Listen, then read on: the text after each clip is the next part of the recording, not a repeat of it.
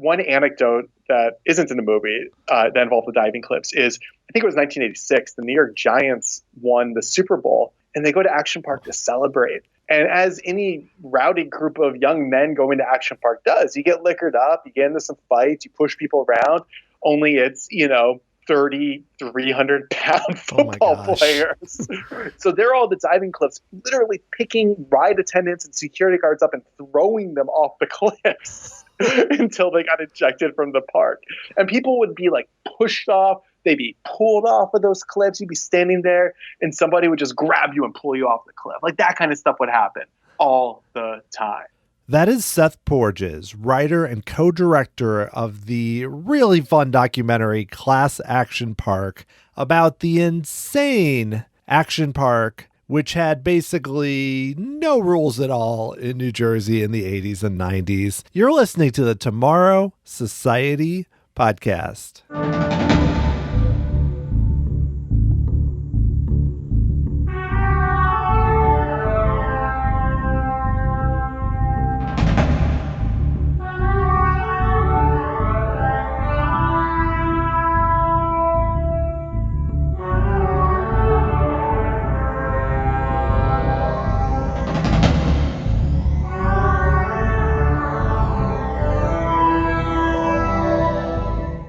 Thanks for joining me here on episode 122 of the Tomorrow Society podcast. I am your host, Dan Heaton.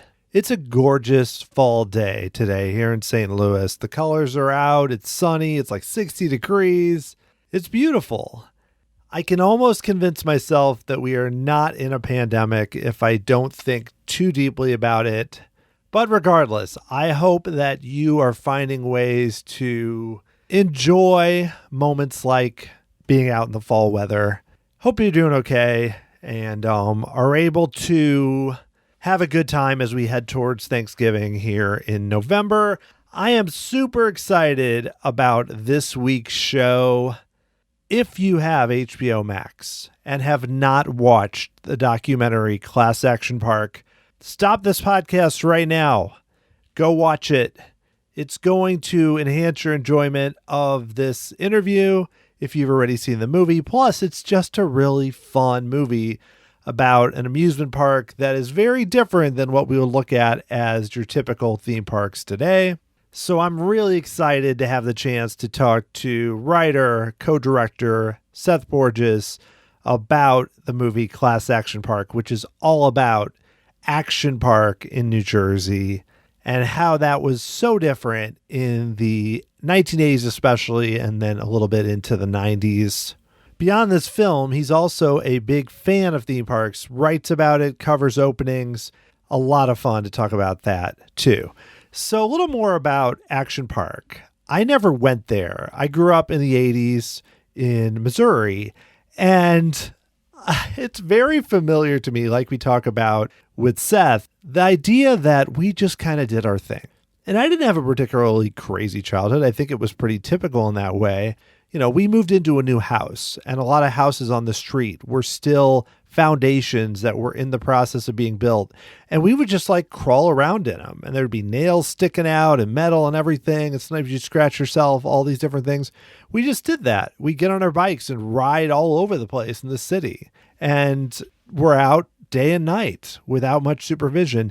And this is nothing against my parents. This is how things typically were. Also, playgrounds were super dangerous. You would like fall onto concrete and hurt yourself. People had tons of scrapes and cuts. It's a little amazing that most of us came out of this just fine. So that background is what also I find so interesting about Class Action Park, because it's showing this place that took that to the extreme in the concept of an amusement park, and also was somewhat inventive to what water parks especially would be in the future. So it was like it was doing a lot of things wrong, some in just tragic fashion, but then also found some innovative ways to have an amusement park that maybe weren't as known at the time.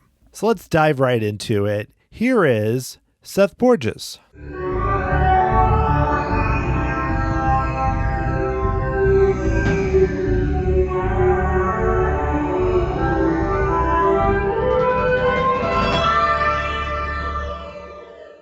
My guest today is a science and technology journalist, writer, television commentator, and producer who's appeared on shows like Mysteries at the Museum and NASA's Unexplained Files. He's also the writer and co-director of the documentary Class Action Park, which chronicles the dangerous and legendary action park in New Jersey and is streaming right now on HBO Max. It is Seth Porges. Seth, thank you so much for talking with me here on the podcast. Oh, I'm excited to be here. It's going to be fun. Yeah, I really enjoyed the movie. It's, I grew up in the 80s, so it totally hits on, I didn't go to Action Park, but so many things that I remember from being a kid at that time. But I'd love to, before we even dive into the movie, I'd love to hear just about your background with amusement parks in general or theme parks growing up as a kid and kind of what you had as far as history in that way. Yeah, so growing up, we went to so many theme parks and amusement parks. That's like what our family did. Every year, we'd hop in the car and we'd drive down I-95 to Orlando, and we'd spend a week at a timeshare and go to the Disney parks, and then when Universal opened, Universal parks as well. But other than that, we spent my childhood going to Six Flags, to Busch Gardens in Williamsburg, to King's Dominion, and then occasionally to Action Park. Yeah, well, I mean, right away, you can kind of tell from the movie that you have some history with amusement parks, just with the interest in kind of all the crazy rides they have at action parks. So, I mean, what excited you about, I know, going to all those parks? I mean, what did you enjoy when you went to Disney or even to other amusement parks? Yeah, I think because I went to all of these, let's just say normal parks, I was able to understand and appreciate what made Action Park so different. If this was your only basis of an amusement park, you very well could have thought this was all normal, but it was not normal. If anybody isn't familiar, Action Park, of course, was the infamous amusement park in New Jersey through the late 70s to the mid 90s that earned a well-earned reputation for being probably the most dangerous and insane amusement park that ever existed. And it's so interesting because today, especially, I think people think all amusement parks are kind of like Disney parks in the sense that everything is controlled and everything is safe. Disneyland and Disney World feel like the safest places you could go to, a place you can leave like a 4-year-old and unattended and they'll be fine. But throughout American history, we look at like what amusement parks grew up from, what they evolved from. This really wasn't the case. And I think Action Park is kind of a throwback to these more chaotic, freewheeling, roadside attractions and kind of carny-driven parks that really went away when amusement parks became highly centralized. Yeah, I really missed out on much of that. I mean, I went to our local Six Flags, but in general, just the way the parks were. And I'm curious too, you mentioned going there a few times. What was your experience like as a kid going to this park that was so different than, like you mentioned, Disney and Universal and everything else? Yeah, so what I like to say is that when you walk up to Disneyland, the first thing you see that kind of sets the stage and tells you what world you're about to enter is this big princess castle. And right off the bat, like, this is the world I'm entering. It's kind of fantasy fairy tale world with, some Americana elements and some other kind of genre film elements to it. But when you walk up to Action Park, the very first thing you see is not a castle. It's a gigantic tube water slide that goes in a full 360-degree roller coaster style loop. And right then and there, your brain just kind of is short-circuited and scrambled. Like, it doesn't look like it should work. And in fact, it really didn't. It kind of just boggles your mind right off the bat. And you just know you're entering this place where the rules of society, the rules of God and man do not apply. And then once you enter the park, that is totally confirmed. Nothing there makes sense. The rides felt like, and the doodles a 6-year-old would draw on a margins of a notebook. They felt like things you'd see in like Itchy and Scratchy Land in The Simpsons or like an old Life is Hell cartoon. It didn't feel real. And as I got older, I had these memories and I sort of struggled to reconcile them with my notion of how reality and how society was supposed to operate. And I began to kind of doubt many of them. And I was like, there's no way that was real. That must have been something I saw in a cartoon or in a movie. And my brain was kind of conflating it because, I've been to Disney World. That's not a Disney World. This is so different. And I started looking into it and realized that really all that was out there were urban legends and myths and very thinly sourced articles. And there was sort of almost an oral history of rumors that sort of developed around Action Park, but not much in terms of actual journalism. And that's really what I set out to do, was to fact check both my memories, but also these legends and these rumors. And it turns out that it's kind of all true, and that the truth about Action Park is as insane, if not more so, than the legends that are out there. Yeah, I mean, I looked at it and I think the constant thought going through my head when seeing it is just like, how did this really exist? How is it this way? And I mean, so many things. And every time you think, okay, I think we've covered it all. There's some new attraction that you get to. You're like, wait, what? They had. And there's a whole other land, and they've got that, and there's a motor world, and everything about the place was like that. And as a kid, it's sort of weird because when you go to any amusement park, you go to Disney World, thrill rides, especially a place like Disney World, are partially, the thrill is an artifice. It's a storytelling technique. When you ride the Tower of Terror, you're told this elevator is going to drop. And if you're a reasonably intelligent person, that it's safe and that it's not actually going to drop in any way that could actually hurt you or kill you. Those ghosts in a haunted mansion aren't real. But it's exciting when you're really, really young because your notion of fantasy and reality is so blurry that part of you thinks maybe the haunted mansion is haunted. Maybe that Tower of Terror elevator is dropping. And it's really hard for you to draw those lines. So when I went to Action Park, I was really young, like 5 or 6 or 7 years old. And I think that border between fantasy and reality wasn't firmly there yet. And so I don't think as a kid you really understand how different true danger is from kind of imagineered danger. Right. Yeah. Because if you go when you're 7 or something, there's still parts of you that think you might be able to maybe not think the ghosts are real, but there's elements where you think this roller coaster, Space Mountain, could actually, something bad could happen, or, not terrible, but it's like, or a water slide. Maybe when I go off this little edge, it's actually dangerous when it's not, whereas at Action Park it's a different story. But I know you created a short film first called The Most Insane Amusement Park Ever back in 2013. So I know you mentioned kind of going through your memories and figuring out that there wasn't much about it. How did you go about putting that together, and what kind of excited you about doing that?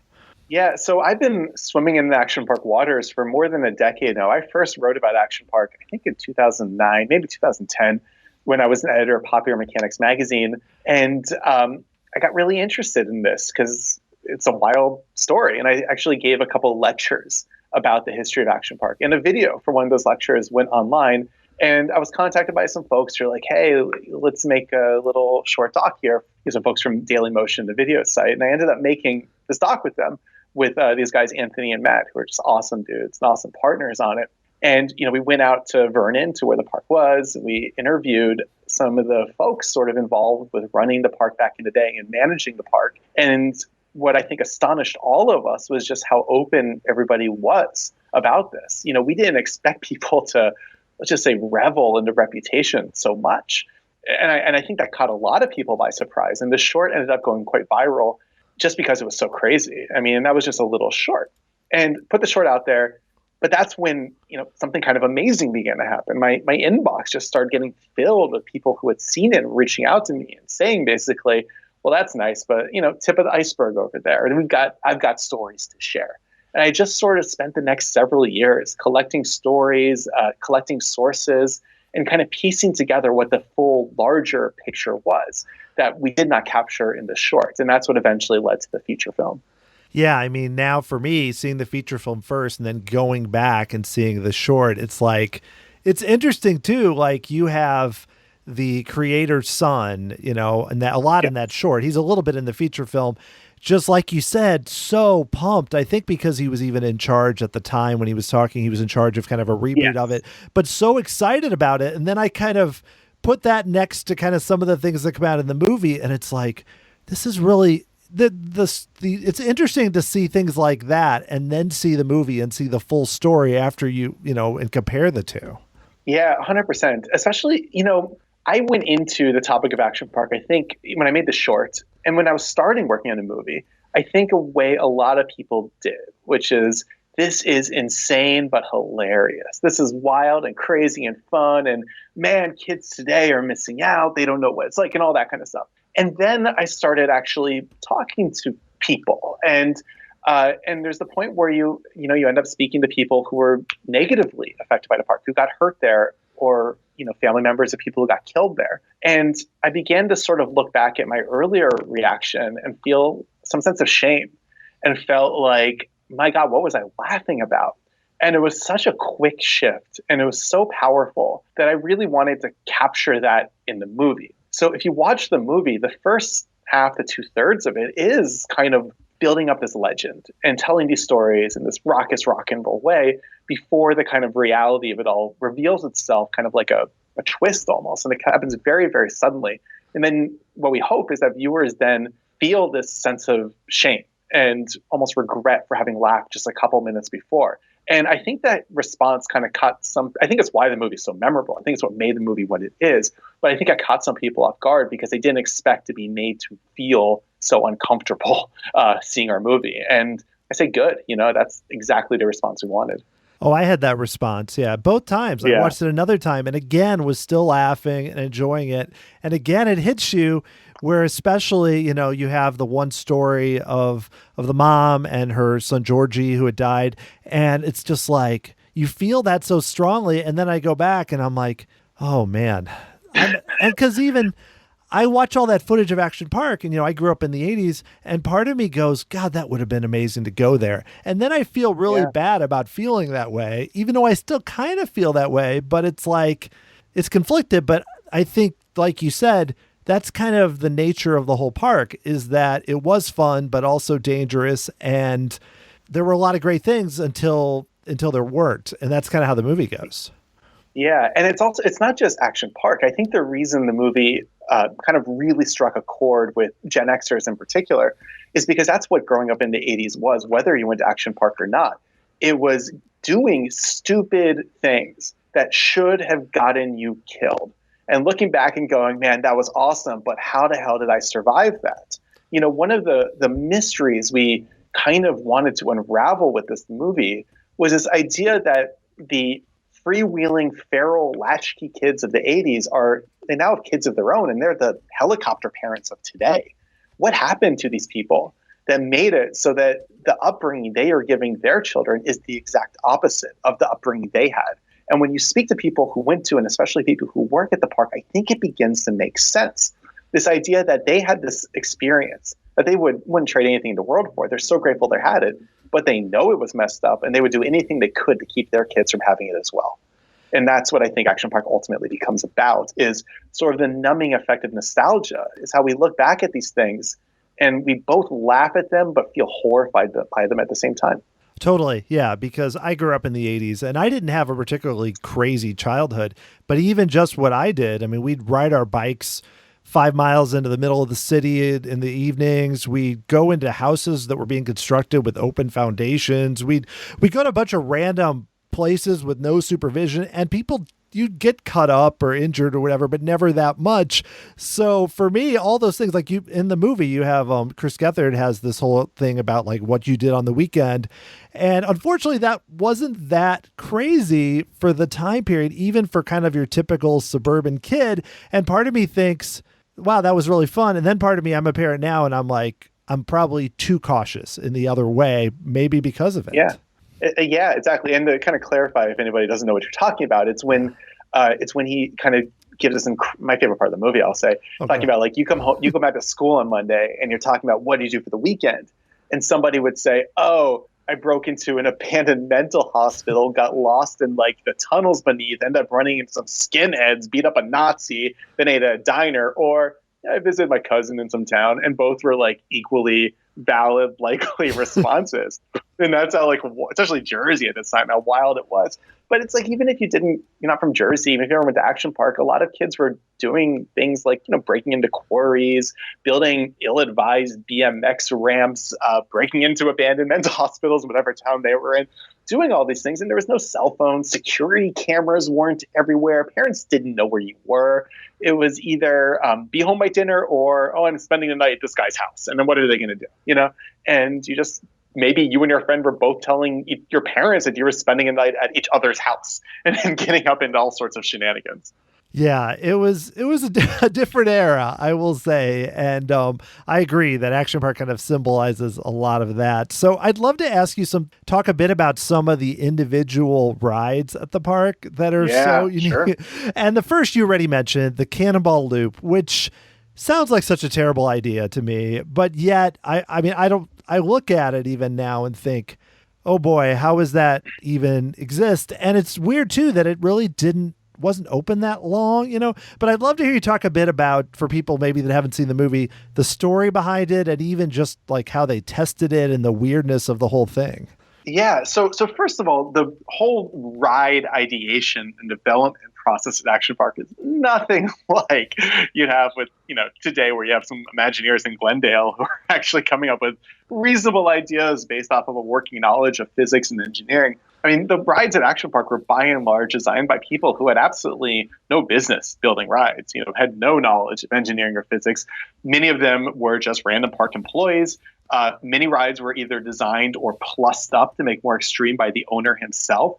And then many of them came from the owner basically wandering the back alley, back room parts of IAAPA, looking for kind of weird gonzo inventors. You move past the big booths with all the big manufacturers and you get to some random table in the back.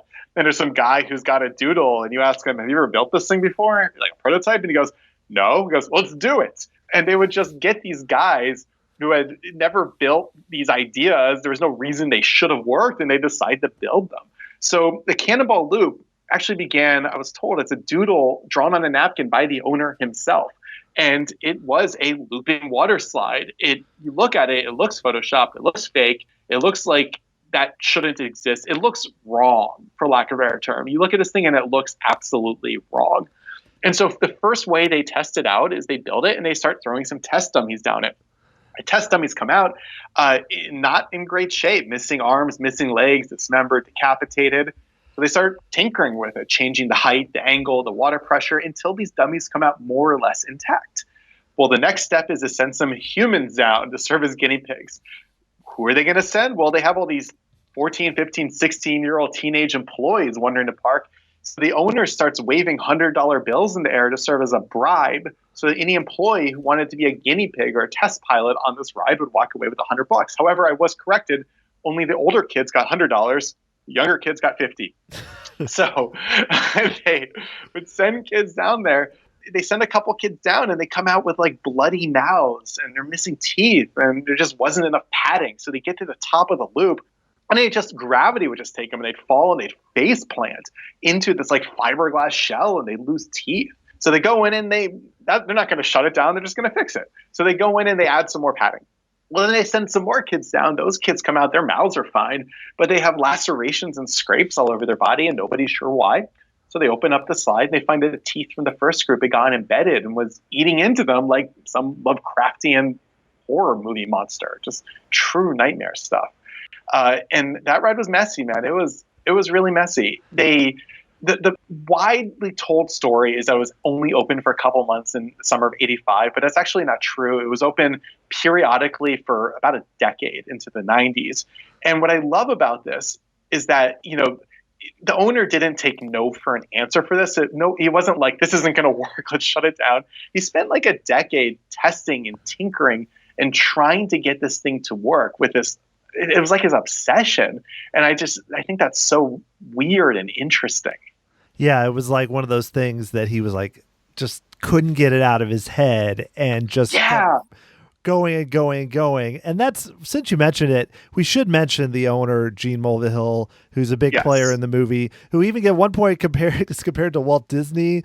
And it's weird because in one sense, I feel like he was really far ahead of his time with like water parks and this type of resort. And then the other way, he just seemed to be a very shady individual. So I'd love to hear you talk about him and kind of his... One can be both. Can be both. Well, he self-consciously, he idolized Walt Disney and really like spoke about wanting to build Disneyland or Disney World in New Jersey.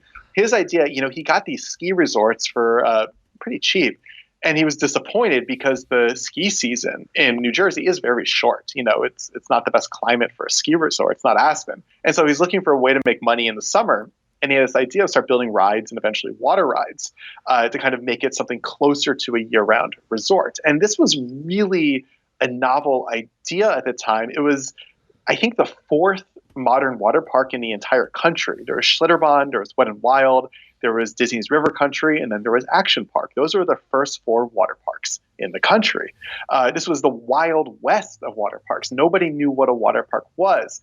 As we say in the movie, they would just basically, you had to figure it out as they went along. Like now, you want to build a water park, kind of get a sense of what rides they're going to be there. You go to IAAPA, you buy a couple off-the-shelf rides. There's the ride that does this, the ride that does, you know, no surprises. But everything there was new and novel and a prototype and experimental by definition, just because it was so early and everything had to be kind of pioneering. But yeah, he was a little shady. You know, he didn't have actual liability insurance for much of the park's run. As we say in the movie, he created a fake insurance company in the Cayman Islands to skirt these regulations. And hard to imagine Walt Disney doing that. Yeah. It's one of those where even you talk to a journalist who's like had terrible dealings with them, but then at the end it's kind of like, oh, we got along okay at the end. Like there was still this weird endearing side. And I was like, what? But that doesn't work. His employees called him Uncle Gene. You know, he was this really interesting person. I think it would have been much less interesting if it was easy to paint him as a pure villain or a pure good guy. And he's neither. He's a human. You know, he's bad people do good things and good people do bad things, I believe. And he did a lot of bad things. I mean, a lot of people got hurt, but at the same time, he's somebody who did endear himself to a lot of people, developed a lot of loyalty from. And I think it'd be very difficult to get away with what he did if he hadn't. If he had just been this kind of cartoony Mr. Burns character, I don't think people would have been along for the ride. Right, because even the employees you talked to who had kind of crazy stories about him and such, they kind of were like, couldn't believe that he did some of the things he did, but you don't get a sense that they all like hated the guy. It was more just he was crazy. Yeah, I mean, he did things that are so outlandish that it boggles your mind that the only reaction is to laugh. And it doesn't really sit in how messed up a lot of it was because it feels like a cartoon. It feels fake, a lot of the stuff he does. And I think it really pushes our abilities to just to comprehend how the world is supposed to work. That Action Park existed for as long as it did. That these rides existed. That this guy got away with what he did. Because I think a common response, especially for people who weren't around in the 80s, is why wasn't this place shut down? How did he get away with this? Oh my God. And, you know, what he realized really was that you can get away with a lot if the only people who are there to shut you down are like government regulators, because the levers of regulation move very, very slowly.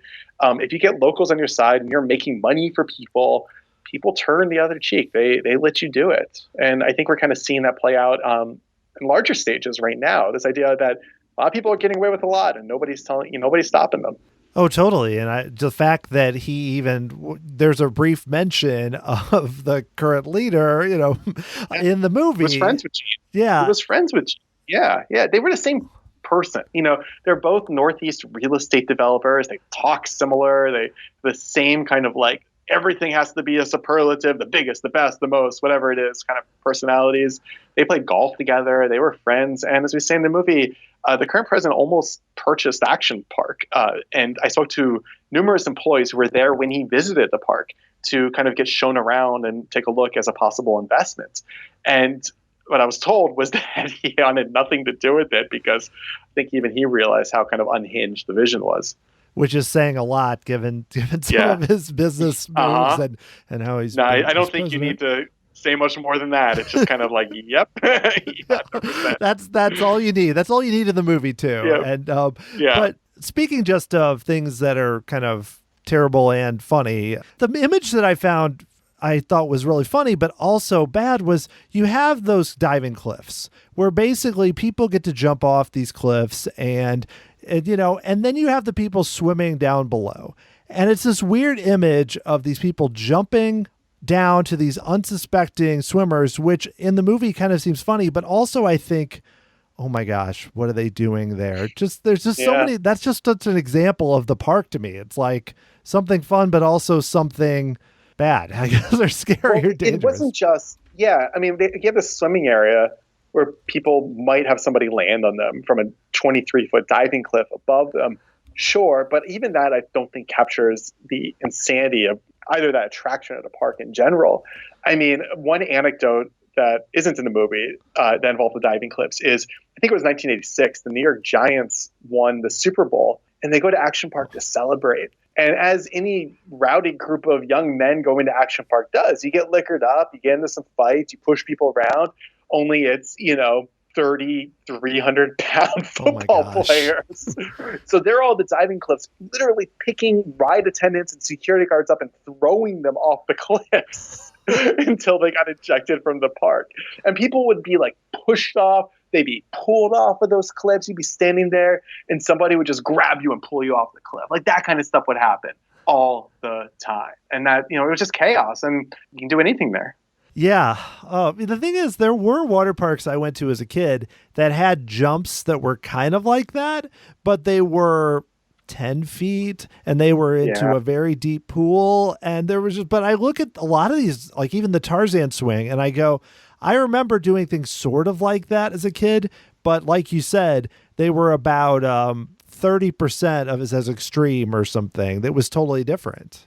Yeah, even the rides that resemble rides that are now commonplace, which would not have been commonplace back then because water parks as a concept were brand new. But you have something like the super speed slide, which is like the close to, actually was in this case, fully vertical, kind of straight down really fast slide. That slide is at like every water park. A version of that slide is the one where you climb to the top of the tower, you get scared, and you go down, and it's over 5 seconds later. Well, the one at Action Park was probably twice as high and literally was like 90 degrees. It was so vertical that you were free falling. You'd have to start the ride by holding onto like a pull-up bar and then letting go.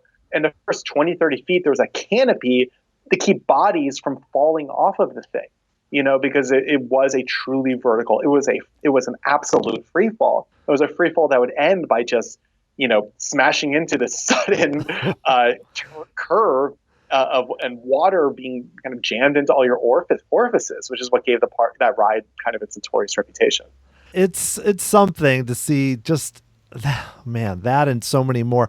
Like, I'm a very good swimmer, but as a kid, I was always a little freaked out by normal wave pools, like ones like at Typhoon Lagoon or some of those that had like, there'd be big crowds near the end or whatever. But then you have the tidal wave pool.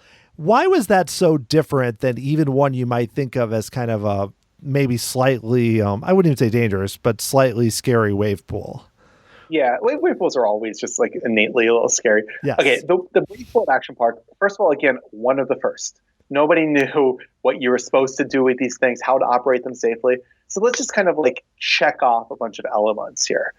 For one, typical wave pool today, you'll get like 5 minutes of waves and like a half hour of calm. The waves are very intermittent and don't last very long, and they are not very powerful. The wave pool at Action Park, it'd be like 20 straight minutes of waves, then maybe like 5 minutes of clearance, then another 20 minutes of waves. And the waves would be enormous, like really just cranked up. Another element, many wave pools have salt water. And if you go to the ocean, of course it's salt water. At Action Park, it wasn't like that. It was a freshwater wave pool. So the buoyancy was very different. People would expect that they could float or swim or whatever because they're used to saltwater waves, and you just go underwater. You would just go underwater in this thing. The area around shoulder height was called by employees, was called the death zone, because that's where when the waves started, it would go over people's heads and they would just get overwhelmed. And in order to break in new employees, we say this in the movie, they'd be positioned in the lifeguard chair that would overlook the death zone. They called this chair the death chair. And they knew that within the first 30 minutes, 40 minutes, that employee would have a half dozen saves. And they knew that that's how you train somebody. This is not like, your community pool lifeguard job. This is for real. You got to be on your guard. And those people all day, every day, just pulling people out. Then on top of that, you have the fact that a lot of people who went to Action Park could not swim. A lot of them came from the cities nearby that didn't have good access to pools or to oceans or beaches, and they didn't have much experience swimming. So, the employees, we talked about this in the movie, if you got saved, they'd throw you back into the park, catch and release, but they'd write on your wristband the letter CFS, which stands for can't, I don't know if we can curse on this podcast, but you can pick it at swim. And that's how other lifeguards would know. Keep an eye in the sky, and then they'd be in the wave pool with a CFS wristband on, not having any idea how to swim. And then just the general atmosphere of chaos and constant fighting and horseplay. If kids are dunking each other, getting into fights, it's hard to tell who's panicking because they're drowning and who's just messing around. And bad things would happen. Yeah, I mean, I can't even imagine trying to make any sense of all that, especially when it was super popular and you had all the crowds. I mean, just in a similar vein, the Colorado River ride or any of those. One more thing about the wave pool also was the visibility on it was terrible because it was right next to this hill that would just run muddy runoff on it all day. So the lifeguards couldn't see.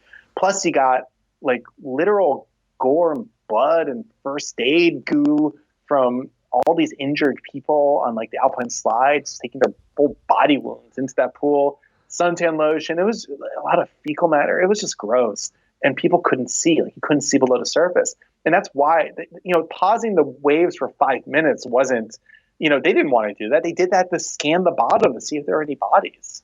Ugh. I don't know.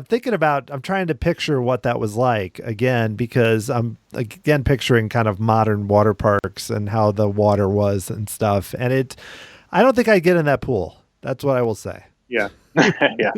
But yeah, the chaos of some of the other ones, the Colorado River ride, even any of those that kind of look like your typical kind of tube ride or even raft ride. And with all the people not being able to swim and just slamming into each other, it's another one of those examples where I thought, how is this a good idea? I don't understand how this exists. And that's crazy. I mean, it permeates the whole park, but there are like we said earlier, it kind of piles on each other, just all the ideas. But then also, like you said, it's kind of a newer water park kind of ride that then picked up and was used by a lot of people. Yeah, so the Colorado River ride at first glance looks like maybe the Kali River Rapids, the Animal Kingdom, or Pluto's Barge at Islands of Adventure. You're in a circular raft with your family and you're getting really wet. It's a little bit different at Action Park, though. The Colorado River ride was initially designed to be, as we say in the movie, a somewhat of an almost lazy river style attraction, a real calm, peaceful way to spend the day with your family on a raft. But during construction, the owner had a tendency to insist that things be made bigger, badder, more extreme, whatever. And he wanted this ride to be a realistic simulation of Class 4 rapids like you'd find at the actual Colorado River. So he demanded that they just pump up the intensity, and they did. They pumped up so hard that people were literally bashing into each other and coming out unconscious, so they had to turn it down a small bit. But it was just chaos in that thing. It wasn't like, you go on Kali River, you go on Pluto, or Pluto, and Popeye's like Pluto Barge, whatever, tongue twister. They space these things out. If you bump into somebody, it's like a nice little gentle, like, love nudge, right? You're not smashing into people. These people would smash into each other, and all day long fights would break out. People would just get out in the middle of this ride and have at it. And the thing was designed without any planning, and it was actually like it was a pioneering ride in kind of rock work. It was when gumite, I think is the material is called, or gunite, was a really new material for building kind of fake rock. And they built this wireframe and they spray it on. And the owner himself would just like get the hose and go nuts. He was so excited to have this material. And it was a huge kind of never before seen fake rock attraction of this type. And he sprayed on, and there's all these points where the way it just kind of it cured and dried was such that like your thing would just get stuck. It would just be kind of like fall into a little bit of a pit. Then behind you would be another raft going full speed ahead, and it would smash into you. This was a ride that it's really hard to explain how intense and scary it was. This was the ride where when I was a kid, I got knocked off of it and trapped underneath another ride, and somebody had to just grab me and pull me in. It was a ride where there's a real chance you get knocked off, and then your raft just zooms down and you lose the rest of your party and you're stuck in the middle of the ride. Like, it was absolute insanity. Yeah, I mean, there's a little bit of the footage that you have of just rafts slamming into each other just gives just a little taste of, I'm sure it was even more than that. I think about lazy rivers now, just normal lazy rivers, and how the rafts, when you get in a position where all of a sudden everybody runs into each other and you're going like almost no speed at all. You're just kind of floating along. And that's even crazy. This with the rocks and the speed and the, people being drunk or whatever, it just sounds like a recipe for just chaos, like you said. Yeah, well, and And to add on to that, I mean, this ride is still open. I mean, the park is now open under the name Mountain Creek in New Jersey, if anybody's familiar with that. And they have a handful of older action park attractions that are operated in a much safer manner. It's actually a pretty fine water park as far as those go. But the Colorado River ride now, you ride it, you have to wear kind of like a catcher's or lacrosse mask because people were smashing heads. But also there's places where like you go into caves and the caves are low and people would stand up and just hit their heads, smash their heads against these caves. And so now you ride it and you're like in a swimsuit and wearing a catcher's mask. And it's a very strange sight. Yeah, I'm trying to picture that too. I think maybe fix the ride. I don't know. It just seems... No, it's classic. Classic. I know. Part of me would not want that either. Okay. It's like when you tell somebody to fix the Haunted Mansion. Come on, it's classic. You know? I know. You get Disney fans going about things that have changed and all that. You know, not as much the Haunted Mansion, but some of the others for sure. I know we mentioned it earlier. I did want to talk a little bit more just about people really getting hurt, like dying, and like we mentioned the tidal wave pool, multiple people drowning there, the kayak experience where someone got electrocuted, and then of course we haven't mentioned it, the Alpine ride. So I mean, I'd love for you just to talk a bit about that side of the park, because I mean there's a lot of things that are very fun, but like we talked about earlier, there's a cost to having no rules basically. So Action Park, what's so interesting about Action Park to me is not that, you know, everybody knew this place was dangerous in its time. It was no mystery. It was no secret. You'd go to Action Park, and I just remember people in real time, as you're like in line, referring to it as Accident Park or as Traction Park or as Class Action Park, which is what we named the film, of course. It was no secret. And rather than deterring people, that's what drew them in. The danger was the very appeal of Action Park. And of course, that draws in a crowd that's primed for chaos, that's primed to push things past their limits because they know they can do that. They can get away with that at Action Park. And the place truly was dangerous. The Alpine Slide, it was, I think, the most dangerous ride there. I think there's no question it resulted in the most number of injuries of any ride there. The Alpine Slide was this ride where you take a ski lift at the top of a mountain, because it was, you know, a ski resort in the off season, and you'd be greeted by these signs showing gory, bloody people who had made mistakes and gotten hurt on this ride as a real warning that this is no joke. You can get hurt on this ride. Keep your hands inside the vehicle. Like, don't mess around. Don't smash into people. Of course, it didn't stop them. And you go down this kind of bobsled track in a plastic toboggan. You have a joystick that would either brake or accelerate. And the thing never worked. So you'd have, you know, half the sleds, notoriously, the brake would kind of be stuck in position. And like the other half, the brake wouldn't work at all. So people would smash into each other all the time. And, you know, there are Alpine slides out there now that are a little bit better designed. They're still dangerous wherever you go. But this one, if you actually look at it, the lip, the side of the barrier is non-existent. You know, it is so easy to fly off of this thing. And there were turns and there were banks in this thing where if you didn't know the exact way to redistribute your body weight or to brake, and how would you know if you're just like a day visitor? If you didn't know, you were going to fly off, period. You were going to fly off. And that's how a lot of people got hurt. On a busy weekend in the summer, like a Saturday, this ride would produce hundreds of injuries a day, every single day, every day. They wouldn't shut down. They might hose off blood and gore if it was really bad, but the thing was just kept open, producing injury after injury after injury, to the point where most people who I've met who went to Action Park as kids have injuries or scars. I mean, I met at an event once. I met Senator Cory Booker from great state of New Jersey, and I mentioned Action Park to him because he tweets about Action Park on occasion. He went there a bunch as a kid. And he just starts like lifting up his pant leg and showing off his Alpine slide scars and injuries. Like everybody who went to Action Park got injured there. And I think, yes, there were a half dozen deaths at the park, every one of them tragic. But on any given day, there were hundreds of injuries. And to me, that number is so astonishing, just astonishing. And it was no secret. It was no secret. Yeah, I mean, you mentioned in the movie that like they had the ambulances that essentially that's all they could do before they had to hire their own because there were so many injuries.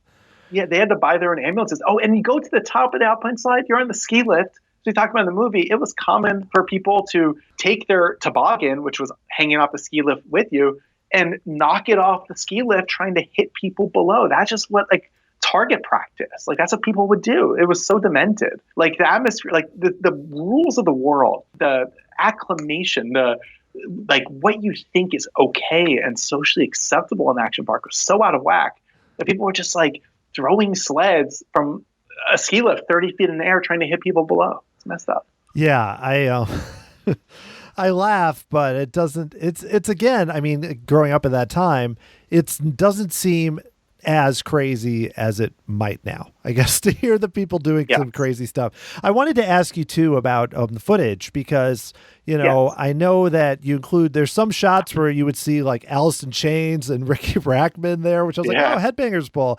But I know that a lot of it is just, I don't know if it's home movies or archival footage. Where were you able to get so much good footage from that time? Yeah, a lot of the movie is home movies, and it really came from all sorts of places.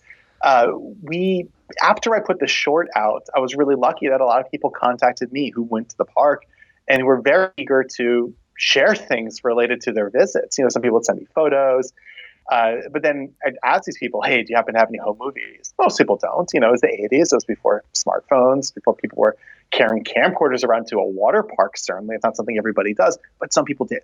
And then there would be things like my co-director Chris was playing golf with some random guy, and the guy's like, "What are you doing?" He goes, "Well, I'm making this movie about Action Park." And he goes, "I went there, and my mom has all these home movies in her attic. Let me call her right now." And this guy gave us like an hour of footage. And then we just kind of put the bat signal up. I got tapped into like local Vernon Facebook groups and other kind of like online hangouts of people who were likely to have worked at or gone to Action Park, and a fair number that way. And then you'd find people who had uploaded little snippets on YouTube, and you'd reach out to them, and turns out, oh, here's 3 more hours of footage I have. And you just kind of piece it together. Yeah, and on a similar vein too, I mean, you have a pretty good selection of people that either, visited the park, like comedians or former employees, just a lot of different types of people. How did you go about finding who you wanted to talk to in the movie? Yeah, well, again, like a lot of it was people who reached out to me after the short came out. A lot of the employees were people who had reached out to me saying, "I've got stories to tell." I'm like, "Oh, do you now?" And I'm like, "You do have stories to tell. I would very much like to get you on camera." And then from there, just kind of scheduling and whatnot. It's a 90-minute film. There's not room to interview a million people, so we had to be a little specific and selective to make sure we got a kind of a wide range of voices that kind of helped us tell the story. And I think we did a pretty good job with that. Yeah. And also John Hodgman is the narrator, which I thought was really cool. And his voice fit well with that kind of mix of fun and a little bit of dread and seriousness. So how did John get involved? Yeah. So I had read somewhere that John Hodgman had gone to Action Park in the 90s. And that was right when we were looking to add a narrator to the film. And instantly I was like, that's it. Has to be Hodgman. I mean, he's not only a genius, funny comedian, but he's somebody who I trusted with the tonal shifts of the movie, the ability to kind of navigate and surf between parts of the movie that are both very giddy and upbeat and hilarious, and then also very dark and somber. And he's also somebody who I think just radiates intelligence and authority when he speaks, and just kind of trust him. And it was really like, he was my absolute first choice. And I'm just so fortunate that, he did it. Oh, totally. It fits the movie really well. And I think sets just the right tone for that. So I'd love to close by asking a few more things just about you and theme parks. Are you interested in that? Sure. Yeah. Okay, of course. Great. So we talked about you going as a kid to Disney World and theme parks. I'm curious now, do you still go to parks and do you still stay interested in them? Yes and yes. I do actually quite a bit. I probably go to theme parks more now than I ever did as a kid. I still kind of wear my journalist hat at times. And the one thing I really enjoy writing about as much as I can is theme parks. So I actually write about theme parks quite a bit and go to kind of press open when I can.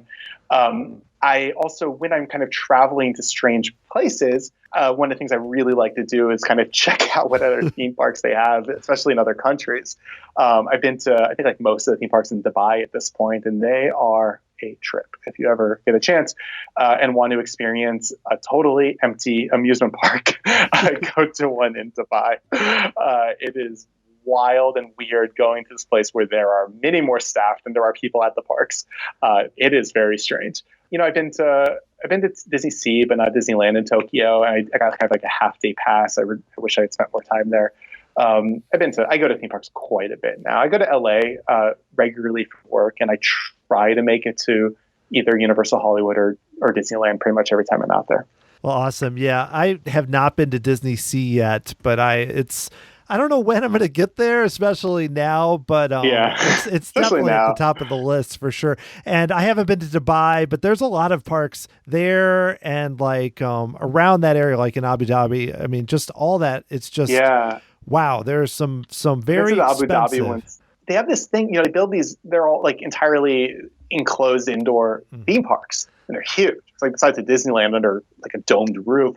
And they're strange because some of them will have like blue chip IP that they clearly spent a lot of money on, and they'll just be empty. It's weird. Like the strangest one to me in Dubai is Resort World. It's called, or excuse me, Dubai Parks and Resort. It's called Resort World's a casino.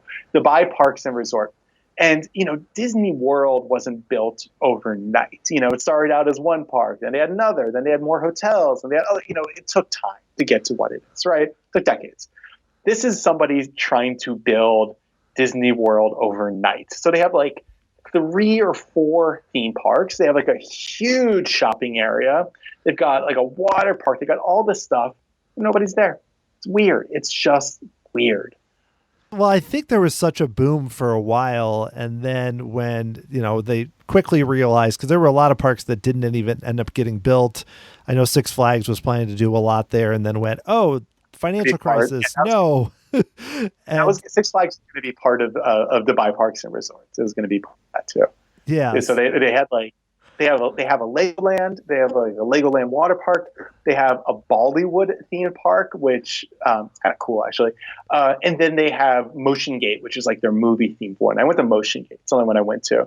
And then to kind of enter it, it's like a half mile or a mile long shopping district. And it's like nobody's there. The whole thing just feels like a Truman Show kind of situation. It's like, I mean, I'm not going to jump to conclusions about the funding for these things or what these people's end game is, but clearly they thought that as long as the shovels are digging, they're in good shape. So just keep building, guys. Just keep building. Wow, that's Motion Gate is one that I've seen ride videos from various things there, and it's one of those where it's kind of, and same with, I mentioned the Warner Brothers World, where that one has like Batman and Justice League and all these different things, and I'm like, this is like billions of dollars for these parks, and you look at it and you're like, oh man, if that was anywhere not across the world, it would be there. Yeah, totally. So yeah, Motion Gate's weird because a lot of it was built by, I think, a lot of like former Universal Creative folks who are basically, and imagine you're like a guy who works for Universal Creative and somebody's like, build whatever you want. Like you're going to get on the plane to the desert and do it, right? Like how cool is that?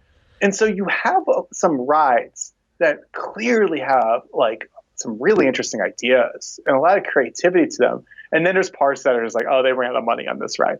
Like there's a Shrek dark ride at Motion Gate that truly has some incredibly creative dark ride things I have never seen before.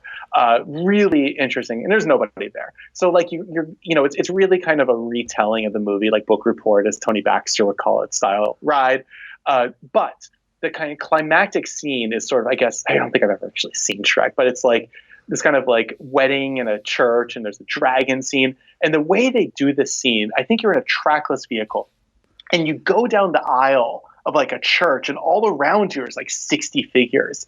And then you kind of like, your vehicle turns around and they all like stand up, and then this dragon's head comes out into the middle of like the church. And it's like bonkers, ambitious, dark ride storytelling, and nobody's there.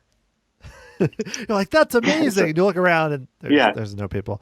I've seen a video of that ride before, because I remember being like, it's you're used to kind of, I've seen, like there's other parks where like there's land themed to Shrek in that world that are just really kind of not that well done. Not in the US, I'm talking overseas. And this one you see it and you're like, wait, this is like a dark ride, like something that's not, it's because there's a lot of like where they put on, whether it's, DreamWorks or Sesame Street or whatever, that are not that way, where this one is like, whoo, that's something. It's I would love to see something like that here at some point whenever they're spending money again. Yeah. And then they have like other, they're playing around a lot with trackless tech at some of these places with varying results. At one of the parks, can't remember which of the mini Abu Dhabi and Dubai theme park, probably Motion Gate too. There's like a Hotel Transylvania ride that's like mostly a miss. It's mostly a miss. But there's really good ideas in there. Like you're in a trackless dark ride vehicle, kind of going back and forth across this kind of like big Dracula's castle type place, and you're crossing in front of other people, and you're moving into different rooms, like from hallway to hallway, and it really feels like, those old like Scooby-Doo cartoons where they're like running across the halls and like it's very kind of like yakety sax is playing. Kind of feels like that a little. But again, like all these ideas that are just like out there and nobody's ever going to see them. It's sad. Yeah, I think I've seen a video of that one too, because it's hard to, in a video, to really see what is even happening, because it's a trackless ride and it's like you're kind of going around in circles, and trackless rides don't always show up well on videos because you're kind of like, oh, it's a screen and oh, there's something else, because you can't really get the whole scope of it. But that one I thought looked really impressive. But again, you got to be careful with those, not to just have it be trackless vehicle goes to one screen, then goes to another screen, then goes to another, where it could be a little like not really using it that well. Yeah. The worst offender of that is the Ghostbusters ride at that park, which is a shooter ride. And if you've ever done a bad off-the-shelf shooter ride, they're rough, man. Yeah. That is like screen, like move screen, like next screen, and there's like no difference in the gameplay or anything. Something like, I'm not a huge fan of the best shooter rides, but like Buzz Lightyear's got practical effects. That's pretty cool. Toy Story Mania has its charm. It's well executed for what it was. It's not like, this is just like I'm in a car going between a bunch of screens and it's Ghostbusters. How do you mess up Ghostbusters? What, like, God, like, imagine what like somebody cool could do with Ghostbusters for a ride, right? Yeah, we have a Justice League ride here, which I know they're all over, but the one in St. Louis has like one animatronic of the Joker, and then the rest of it is mostly screen. And I don't think it's as bad as you described. I mean, for St. Louis Six Flags, it's the only indoor ride in the park. So I'm like, this is amazing. It's indoors.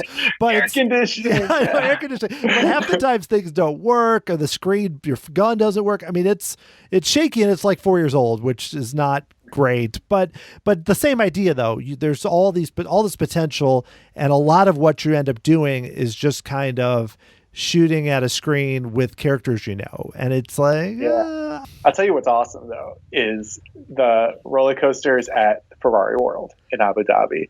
That is, I mean, they have the fastest roller coaster in the world, and woo-wee.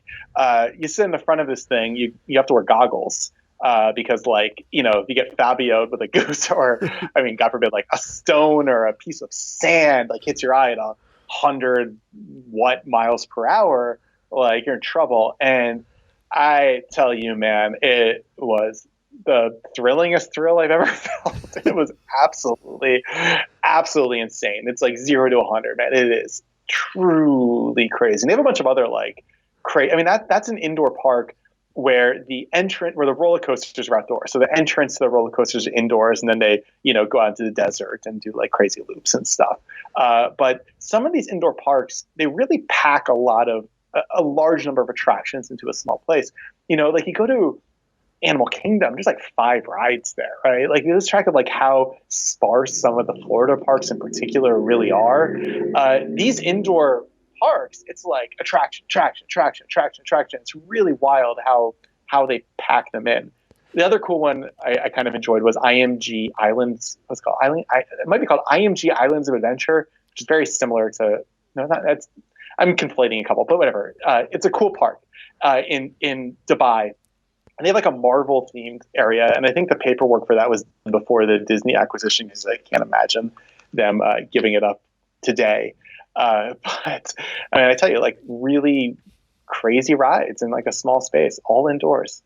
Yeah, and that is make me jealous with all those parks because I think even about like some cool expansions like your Galaxy's Edge, Pandora kind of thing, two rides. It's like and that they're Yeah, great rides, but it's one of those things where you're like and then they say they're going to add more, but they may not or they might. And you're like, "Can we we might just get a have like third ride. five rides or six?" I mean, I know that Yeah, there's limited budgets, but it's like there's got to be more things you can do with this property, but it's just, yeah. a lot of it is money. And Dubai, they had so much money to put those parks together. And not everything's an e-ticket. Like when you're building these new lands, like everything, it's like you get an e-ticket and you get the secondary ride, which is also going to be a big budget ride. Like Smuggler's Run wasn't cheap to make. Like Navi River Journey wasn't cheap to make, right? Yeah. So you get the marquee ride and you get the secondary ride. It's still mega budget. At these parks, they're stuffing in like carnival style rides. They're doing much smaller scale things that gives you just like a much wider range of activities. And then they have like ones that are, not as well done often as like the Universal or Disney e-tickets, but of the same ilk. They have a ride, an Avengers ride at this one in Dubai that's the same kind of ride style as like Spider-Man or Transformers. And I was like, wow, this actually did a pretty good job considering this is just like one ride out of 40 inside this big building. Yeah, I mean that's the thing. I look at some of the properties, and I know at Disney World they're hamstrung by the contract, but at Disneyland you look and it's like, okay, they're going to do a Spider-Man ride, which feels a little weird, and then maybe in the future they're going to do this other one, and it's like, come on, I know they already have Guardians of the Galaxy there, but it's like, yeah, you could do every more. ride is such a big deal now that they don't build many is a thing, and Right. if you look at like the origins of Disneyland and sort of the first rides that were built there, there's a lot of smaller stuff, like you have a carousel. You have like smaller dark rides, and many of them now classics. You have like Casey Jones. You have the story, like Disneyland has a lot of rides in it. Has a lot of rides in it compared to almost any other like top tier theme park. Just because back then they were just building more of it. Totally, yeah. You look at Fantasyland and there's like 10 rides or something, or just crazy amount. It's very different. And it's great to see, but like you said, this isn't something where Bob Chapek can go up on stage and be like, our big ride for this year is a carousel, and people like boo him or something. It's like he's got to make it grand. I mean, I guess they have a little of that like Pixar Pier where they have some of those smaller rides. And I think the big issue for those at a place like Disneyland, Disney World is just like capacity too. Yeah. It becomes, you look at the pterodactyl ride at Islands of Adventure in Orlando, and that ride is the longest line you ride at the park, even though it's the worst ride at the park. It's because it can fit like 10 people an hour. Everything has to have mega capacity. And so they build them up accordingly. And I get it. Because nobody wants to, when you're marketing these rides as like reasons to plan a vacation, come to Orlando and go on Rise of the Resistance, go on one of these big rides. You want to make sure as many people as possible can, so those people aren't disappointed that it came for nothing as they would see it. And so it kind of stuck in that situation. But, hey, it is what it is. Yeah, totally. I mean, with capacity, like some of the rides, like even Seven Dwarfs Mine Train or Frozen Ever After, the ones that don't have good capacity have these huge waits for rides that are good but aren't always great. But I know I could pretty much talk like this, Seth, all day, So, but we should do a separate podcast at some point in the future if you're down, just to talk about theme parks if you're ever interested in that. Yeah, have me in any time. I'm happy to like get a little nerdy here. Just happy to come back anytime. Yeah, I got one more question, though. Maybe give me three. What are your three favorite theme park attractions? Oh, man. So, goodness. I wish I had thought about this more because I'm going to forget. I'm putting you on the spot here. Yeah, you're putting me on the spot here. In terms of the Disney parks in Orlando, it's going to be Haunted Mansion, probably. And, Haunted Mansion and Pirate. I like, as I get older, gentler dark rides appeal to me a lot more. Huge fan, I think, as are you, of a lot of the old Epcot rides. If we're talking past or future, you'd have to throw in something like Horizons, maybe World of Motion in there, or certainly the original Imagination. If we're talking kind of more. Yeah, let's just leave it at that. Yeah, I think that's a good answer right there. Oh, I know. I'm sure that you could take that in 20 different directions, but when you start mentioning Old Epcot Center, I'm like, yes, you're spot on there, Seth. This is good. So I'm good with that. Yeah. Right. No, I think it's like if I had the time machine, it'd probably be like Horizons and Imagination. Yeah, you can't go wrong there. Well, last thing. Do you have any projects you're working on now, or do you have like plans to maybe do other films, or what are you currently working on? Yeah, I got a bunch in the works, but I can't talk about them yet, so ask me later as it goes. No, that sounds good. And of course, if anybody wants to find out like what you've done in the past, like writing or films, or even just learn more about this movie, is there anywhere they should go?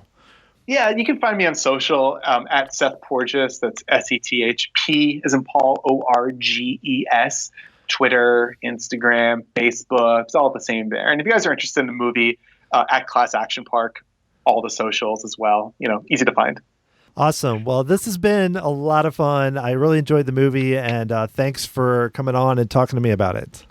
Anytime. Happy to, and hopefully I'll be able to come back soon. Enjoyed it. If you like this show, I've talked to quite a few filmmakers on this podcast, including Leslie Iwerks about the Imagineering story, and John Walker, producer of the movie Tomorrowland. You can find those and a lot more at tomorrowsociety.com/podcast with an S at the end. If you'd like to help out this listener-supported podcast, you can become an official member of the Tomorrow Society through Patreon. Get access to some really cool perks, including the monthly Tomorrow Society Bulletin podcast, an official membership card and pin, and so much more. Learn more at tomorrowsociety.com/member. Thanks so much. It makes a big difference in helping out the show. If you'd like to get a hold of me, send me an email, dan@tomorrowsociety.com. Follow me on Twitter at tomorrowsoc, Facebook or Instagram at Tomorrow Society. Check out the YouTube channel, tomorrowsociety.com/YouTube. I've been posting a lot of old home movies, including one that just came out, a puppet show from Epcot in 1986 at the Germany Pavilion, which was a cool find. The Tomorrow Society podcast is hosted, produced, and edited by Dan Heaton. The music is written by Adam Hookey and performed by the Sophisticated Babies. Next time, I'll be talking once again with Tim Grassi of the Marty Called podcast. This time, Tim and I are going through our ideas for small moves that we think Disney could make to improve the parks, given the